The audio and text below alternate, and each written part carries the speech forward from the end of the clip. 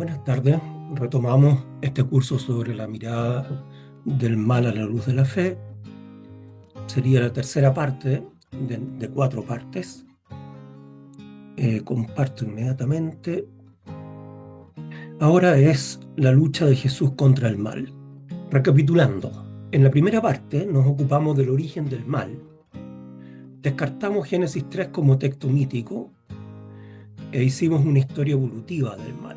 Y si ustedes se acuerdan, ¿no es cierto?, desde el desorden que existe a partir del Big Bang hasta la aparición de la vida.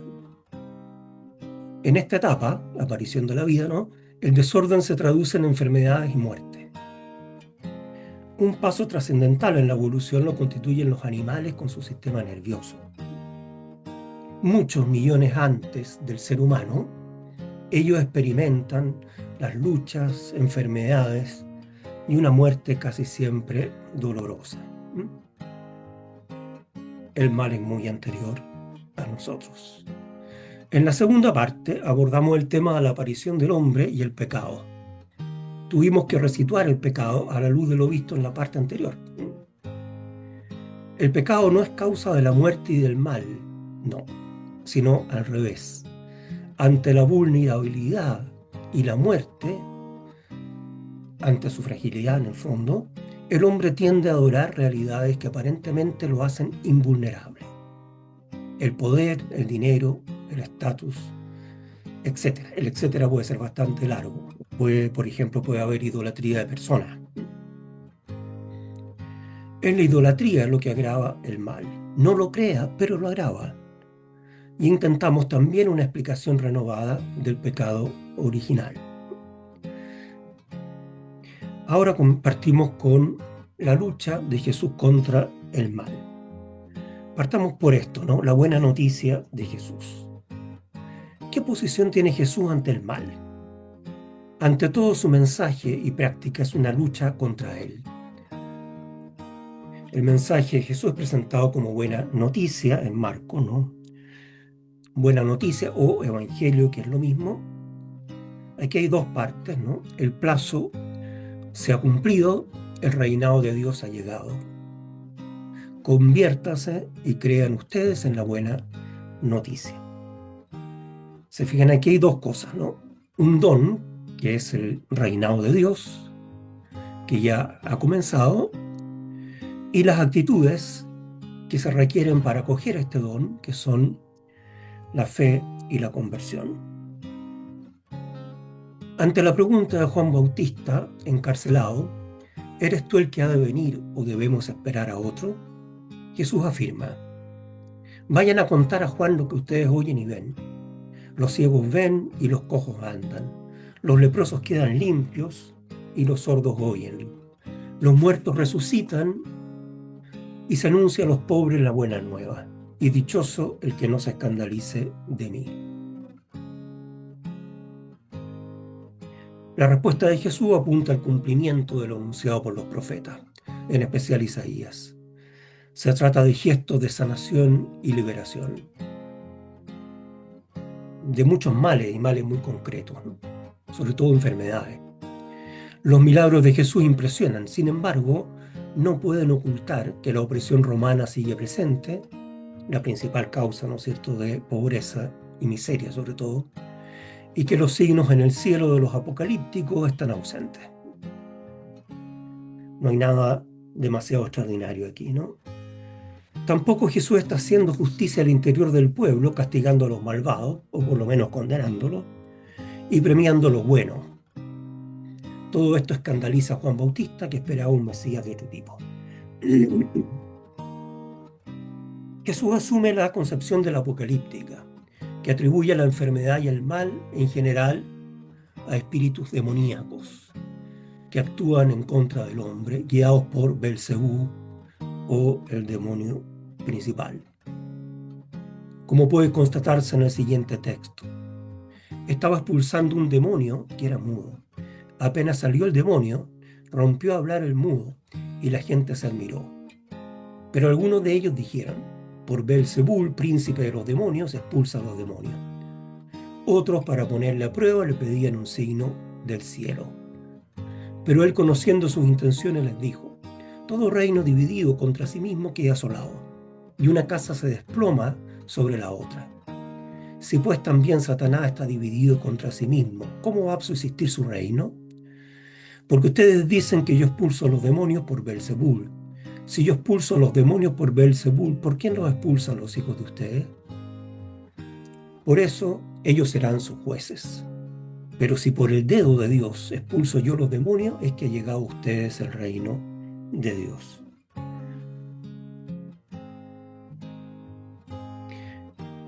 En esta época no existe un concepto de enfermedad como el nuestro.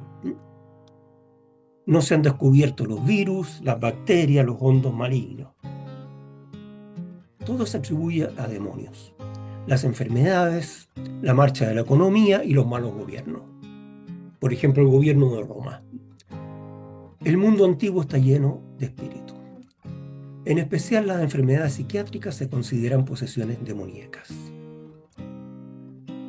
Pero las enfermedades también son provocadas por demonios. Lo que pasa es que en el caso de una enfermedad, como por ejemplo estar paralítico, el demonio no controla la mente, sino que una parte de la persona. En la posesión demoníaca, en cambio, controla la voluntad de la persona. Jesús considera la derrota del demonio como un claro signo del reinado de Dios.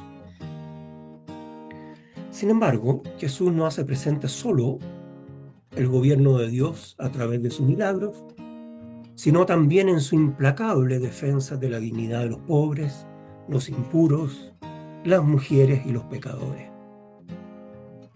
El honor es el valor central de esta sociedad, y todos estos grupos los han perdido, en diferentes grados, claro.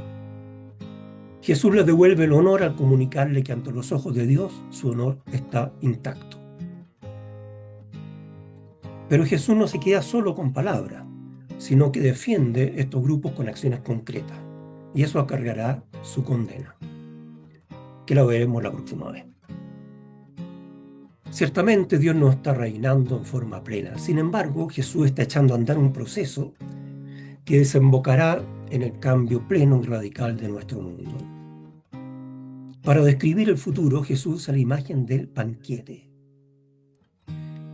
Fíjense, nosotros estamos acostumbrados a hablar del cielo, pero Jesús usa mucho más la imagen del banquete que la imagen del cielo. Una imagen muy mundana, en donde se despliega el placer, ¿no es cierto?, el cariño y la comunión con Dios. El futuro será parecido a un gran banquete en que estaremos con Dios. Dios, autor del mal.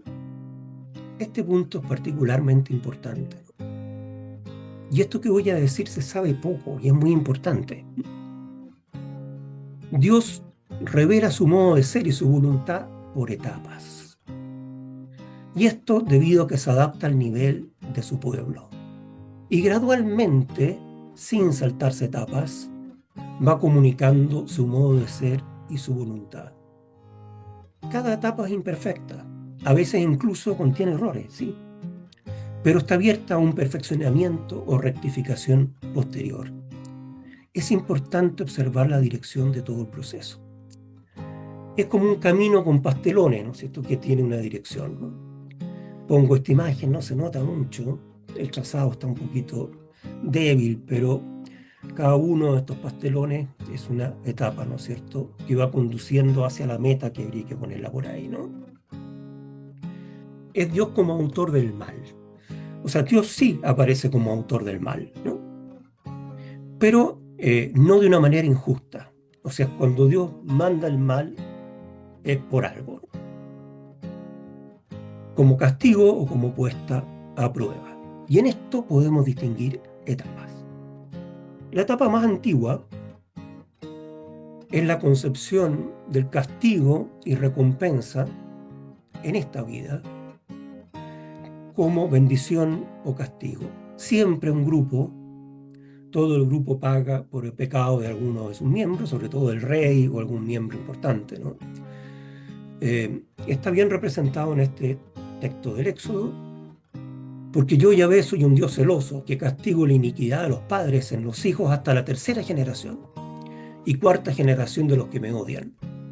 Pero tengo misericordia por 1000 generaciones con los que me aman y guardan mis mandamientos. Se fijan, castigo colectivo o bendición colectiva. Aquí son bendiciones y maldiciones. Las bendiciones se traducen en larga vida, buena salud, descendencia numerosa, prosperidad económica, etc., ¿no? Las maldiciones, lo contrario. Este texto de Deuteronomio 28 que coloco ahí es un clásico. O sea, realmente no lo leo porque es largo, pero vale la pena mirarlo para hacerse una idea. Hay que tomar en cuenta que no existe aún una esperanza en otra vida, por lo que la descendencia es la única forma de inmortalidad a la que se aspira. Eso es súper importante. No hay nada peor que quedarse sin descendencia. Castigo y recompensa individual en esta vida. Más tardíamente, muy tardíamente, ya más hacia el final del Antiguo Testamento, a partir de la experiencia del exilio babilónico, comienza a hacerse presente una conciencia religiosa más espiritual o más interior e individual. Así Ezequiel se pregunta: ¿por qué ustedes andan repitiendo este proverbio en la tierra de Israel? Los padres comieron uvas ácidas y los hijos andan con los dientes destemplados. O sea, la culpa, o sea, los males que estamos teniendo ahora, ¿no es cierto?, es por culpa de nuestros padres o abuelos. 4 generaciones, perdón. Por mi vida, oráculo de Yahvé, que no repetirán ustedes más este proverbio de Israel. El que peque es quien morirá. ¿Se fijan? El que la hace, la paga. Jeremías va en la misma línea. Los 2 grandes profetas del exilio. ¿Cuál es el problema de esto? Que, dado que ahora las bendiciones y maldiciones son individuales, entonces es fácil constatar si la cosa funciona o no. Y viene entonces el cuestionamiento de la doctrina de la retribución, sobre todo por Job y Eclesiastés. Son como los maestros de la sospecha del Antiguo Testamento. Entonces es posible, y es lo que hacen ellos, ¿no?, constatar que a menudo se verifican en los malvados los grandes signos de la bendición divina: descendencia numerosa, prosperidad económica, larga vida, una muerte tranquila. Y en los buenos, las maldiciones. Un texto clásico de Job. ¿Por qué siguen vivos los malvados, que envejecen y aumenta su poder?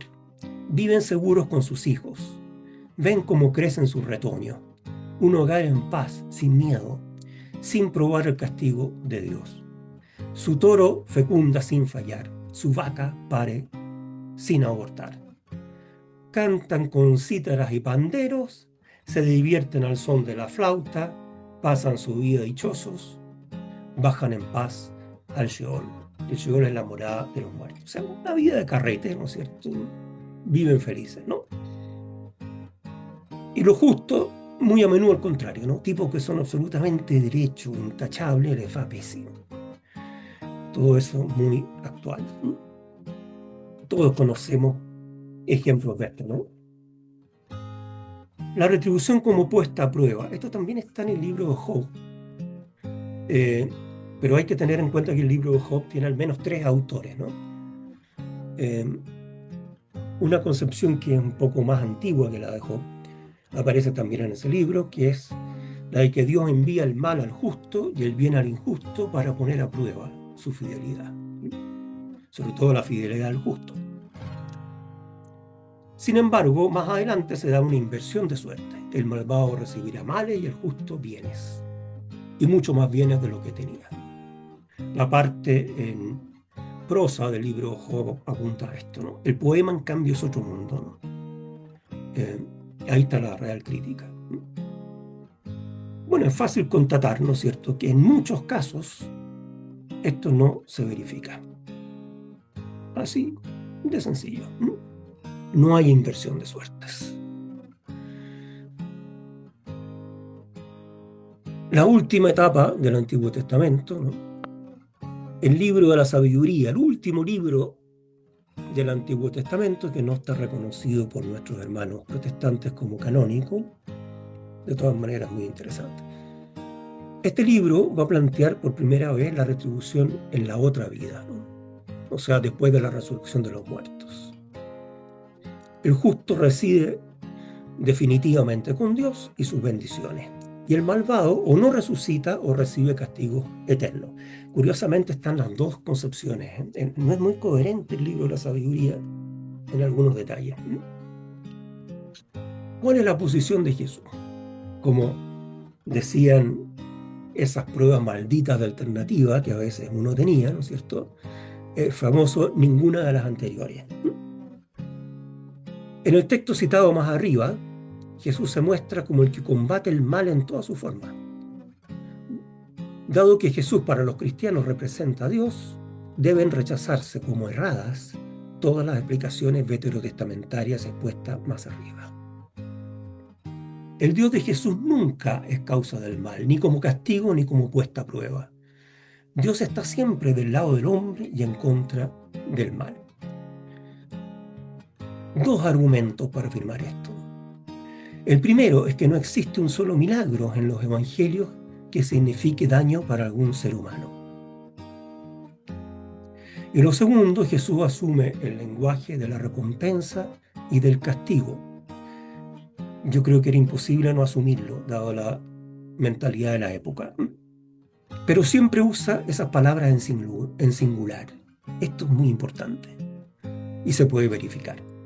Y ello porque finalmente la recompensa es el ingreso pleno del hombre al reino de Dios, y el castigo es quedarse fuera de ese reino, lo cual en realidad es un autocastigo, porque eso depende de la decisión humana.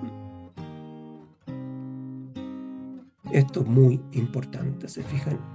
Dios no anda mandando fuego del cielo, ¿no es cierto?, contra el hombre, no. Dios respeta la autonomía de la historia, como veremos, ¿no? Pero eso no significa que finalmente no pida cuentas, o sea, no lo hará a la manera de un juez humano, no, Dios es mucho más trascendente y complejo que eso. Pero hay un dar cuenta, ¿no? Dios toma posición, pero no anda mandando maldiciones. Y su posición la da a conocer mediante los profetas, ¿no?, que siguen habiendo hoy día. Ahora, esto que acabo de mostrar no se verifica bien en el Nuevo Testamento. O sea, uno ve que en varios textos del Nuevo Testamento siguen presentes las visiones del Antiguo, ¿no? Es difícil zafarse de concepciones tan arraigadas. Pero cuando se trata de las palabras indiscutibles de Jesús y de los hechos indiscutibles de Jesús, se verifica todo esto que yo he mostrado aquí. Pero de repente les puede tocar algún texto de San Pablo o en Hebreos que dice que Dios es un Padre estricto, pero bueno, ¿no es cierto?, que manda castigo, etc., ¿no? Bien, es muy importante lo que hemos visto. Muy importante. La próxima vez vamos a ver cómo Jesús asume el mal, esta vez en su persona. Les deseo que ustedes estén muy bien. Dejo de compartir y me despido.